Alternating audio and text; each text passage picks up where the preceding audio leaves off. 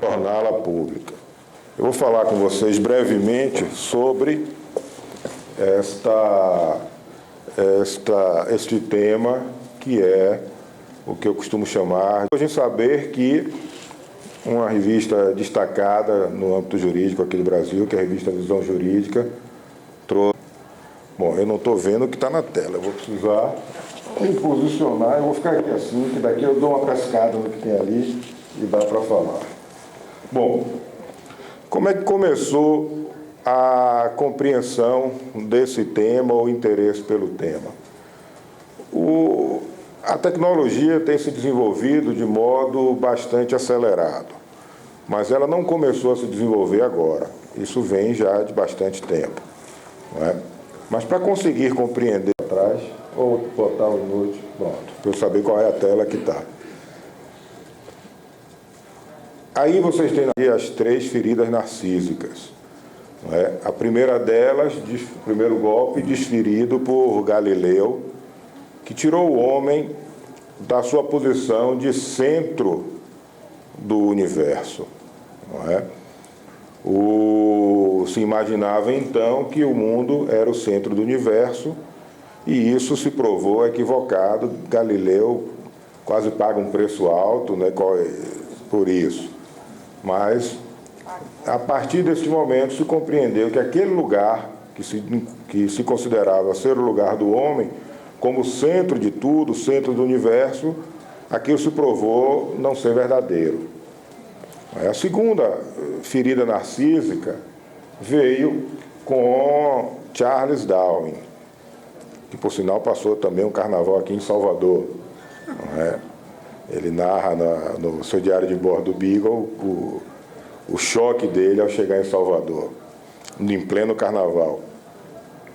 Embora o homem já não fosse o centro do universo, o homem era criado à imagem e semelhança de Deus. Não é? E o que Darwin propôs com a sua teoria, que é aceita grandemente, né, é que, na verdade, o homem não foi criado da forma como é, que o homem sempre mudou. E dizem que o insight para essa teoria da evolução de Darwin, ele teve aqui em Salvador mesmo, quando, subindo ali da Cidade Baixa para a Cidade Alta, se deparou no meio da encosta com algumas conchas. E ele pensou, bom, essas conchas são de animais que são marinhos. Como é que essas conchas vieram parar aqui a 50 metros do mar? Ou o mar desceu ou a terra subiu. As coisas não são como sempre foram. As coisas mudam. Claro que ele avançou e desenvolveu mais suas pesquisas com o prosseguimento da viagem dele. Na Patagônia foi muito importante, as Ilhas Galápagos foram fundamentais. Mas aí já não havia mais aquela percepção, pelo menos para ele. Ele manteve também a sua obra por mais de 10 anos em segredo, sem publicar, mas o homem, que já não era o centro do universo, já não era também a imagem e semelhança de Deus. As coisas mudam. A terceira ferida narcísica, e mais recente, adveio com Freud. Não é isso que está na tela aí? Freud. Então não estou tão errado assim, não. O que Freud disse foi o seguinte: a gente não é absolutamente racional, em termos simplificados. Então, o que o Freud disse foi que a porção consciente da gente não é a que mais nos governa, mas sim a porção inconsciente da gente. Então, já não éramos mais o centro do universo, já não éramos mais a imagem e semelhança de Deus, e agora o que nos tornava diferente de todos os outros animais era a consciência, o ser racional que imaginávamos que éramos, e isso já não era uma verdade absoluta, dado que o inconsciente tem um papel fundamental na forma de nos conduzir, do jeito que nós vivemos e o que nós fazemos. Então, isso é para dizer que o homem nunca esteve onde acha que está. O homem sempre vai estar em outro lugar. O homem sempre vai estar atado a uma mudança, o que parece um paradoxo. Nós sempre estamos mudando. Nós sempre estamos evoluindo, as coisas mudam. Isso tudo tem um sentido com o desenvolvimento que eu vou tratar aqui. Bom, compreendido que o lugar do homem muda, que o conceito de homem pode mudar, eu fui em busca, e aqui na verdade eu estou fazendo relatando como se deu a minha compreensão do tema. Não é? Como eu disse, a busca do robô é a busca do homem. Não é? O conceito de evolução de Darwin, que eu vou tratar adiante, um pouco mais adiante, traz essa ideia de mudança. Mas eu precisei tentar entender o que é o homem. É claro que eu não entendi o que é o homem. Acho que ninguém até hoje conseguiu entender, eu não tinha essa pretensão. Eu queria entender um pouco mais. E, portanto, eu fui buscar, desde os pré-socráticos até os filósofos atuais, o que é que a filosofia entende que nos constitui. Então, em todas as escolas estudadas, havia uma tentativa de compreender o homem, uma tentativa que não se esgotou, nunca se esgotou, ainda não se esgotou, eu não sei se se esgotará. Esse fenômeno que é o homem é um fenômeno tão complexo que a sua percepção, ela varia de tempo e de lugar. Esse conceito é um conceito em evolução. O que eu estou querendo dizer é que o conceito de homem e, portanto, o conceito de pessoa evoluiu com o tempo. Isso tem importância para o trabalho, porque adiante eu vou dizer que um robô é pessoa. Então eu precisava compreender o que do ser humano o direito apreendeu para tratá-lo de modo diferente de tudo mais. Nós somos sujeitos de direito e tudo mais é objeto de direito. Bom, que características teriam sido essas? Teria sido a inteligência, teria sido a consciência, o fato de ter esse cérebro diferente dos outros animais como nós temos, o fato de ter uma mente, o inconsciente, que talvez só nós tenhamos, o que o direito apreendeu no ser humano para nos tornar pessoa para o direito e sujeito de direitos, não é? Eu tenho a convicção de que nenhum desses elementos isolados, e esses aí e outros tantos, são suficientes para isso, mas esses são importantes. Nós nos consideramos os seres mais inteligentes.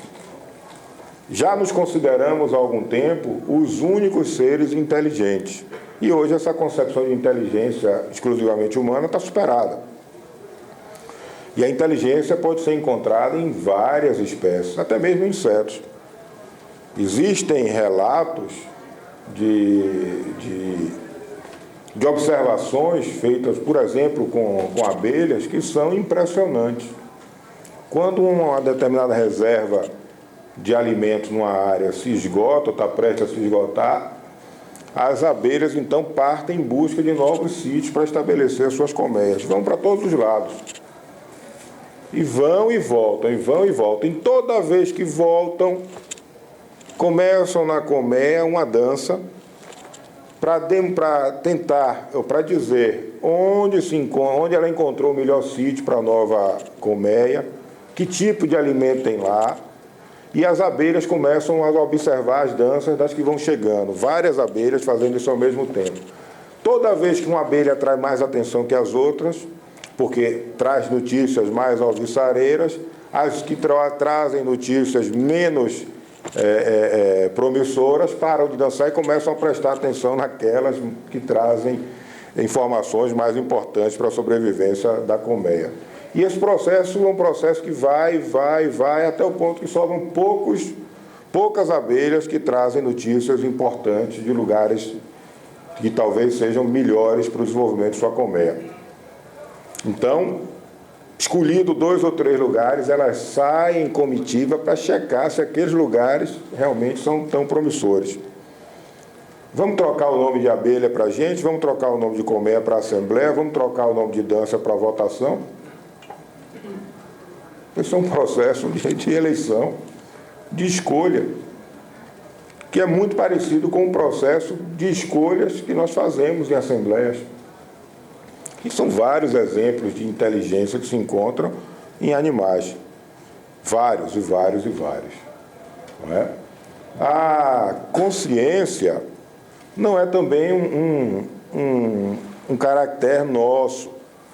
Não é? A consciência tem várias formas de se entender ela, mas é a percepção de que o sujeito é diferente ou um apartado dos demais, essa autoconsciência, essa consciência reflexiva.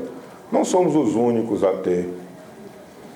Existem relatos de experimentos feitos com outros primatas, relatos interessantes. Tem um, por exemplo, de que se sedou um gorila e se pintou na testa dele um pontinho vermelho.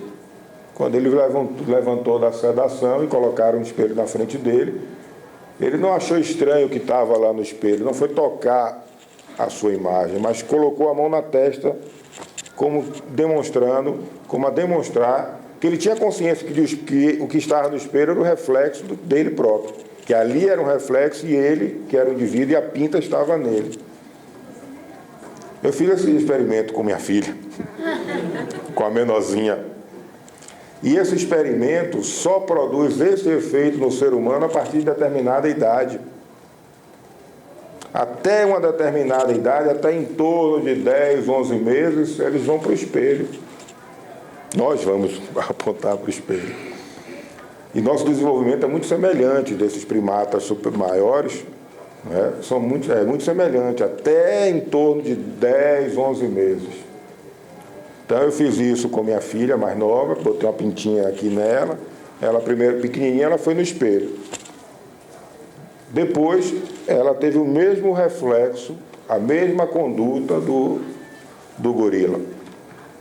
Né? Então a consciência não é algo que é exclusivo do ser humano, não. Vários outros animais hoje já se compreende que têm consciência também. Bom, cérebro não precisa dizer, né? Muitos animais têm, alguns não usam, né? Alguns seres humanos também não usam muito, mas todos nós temos, né? E o nosso tem peculiaridades que os outros não têm, mas todos os animais superiores têm, em maior ou menor volume, um cérebro. E isso talvez não seja o que nos distingue dos demais. Talvez a forma como esse cérebro se apresenta, sim. Não é? Mas não é uma característica exclusiva nossa. Agora, há uma diferença entre cérebro e mente. Não é? Cérebro e mente são coisas distintas. Não é? E pensamento também. Esses três conceitos não se confundem. Para Lacan, por exemplo, se pensa com o corpo todo. Não é? Não dá para separar a mente do corpo. Nós pensamos do jeito que pensamos e somos do jeito que somos, porque temos esse corpo também. Mas este lugar que é a mente, que não é um lugar físico, não é? Ele nos dá uma compreensão diferente do mundo, porque nós formamos um mundo novo em nossa mente. Existe um mundo e existe um mundo que é criado pela nossa mente. E isso é um fato. O mundo para mim não é o mesmo mundo para vocês, embora possamos estar observando o mesmo fenômeno. A mente cria um novo mundo. E isso é algo muito interessante e talvez seja algo particular nosso. Bom, há ainda nesses elementos o inconsciente, não é, que eu tratei há pouco. A tela sumiu aqui.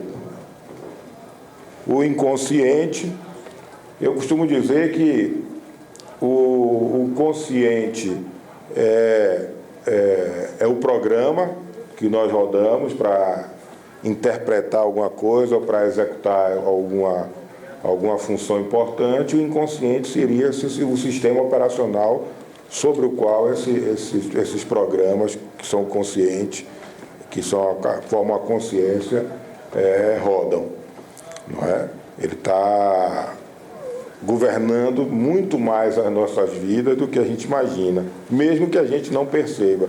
E ele é uma linguagem que precisa ser interpretada por esses programas que são conscientes e que só se consegue fazer isso mediante o processo de análise. Então, é algo que é muito importante mesmo. Mas, como eu disse, nenhum desses elementos é suficiente para caracterizar o homem sobre a pessoa sob a ótica do direito. O conceito de pessoa para o direito, ele não é limitado a isso, mas esses são elementos que eu julguei que são importantes. Ok? Bom, outra coisa que a gente precisa levar em consideração é que o conceito de pessoa para o direito nem sempre esteve atrelado ao ser humano. Nem todos os seres humanos foram pessoas para o direito, não é? Ou tiveram personalidade jurídica para o direito em todos os tempos.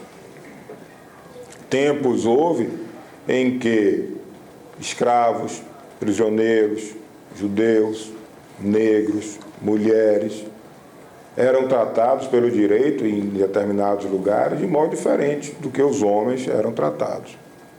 Ainda hoje o direito trata diferentemente as pessoas.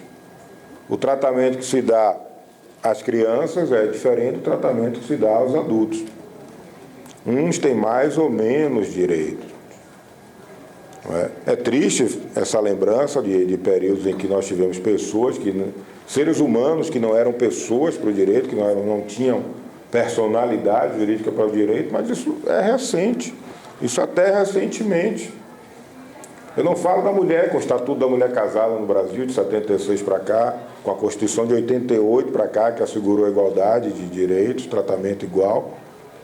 Eu não falo do tratamento para os negros com o fim formal da escravidão.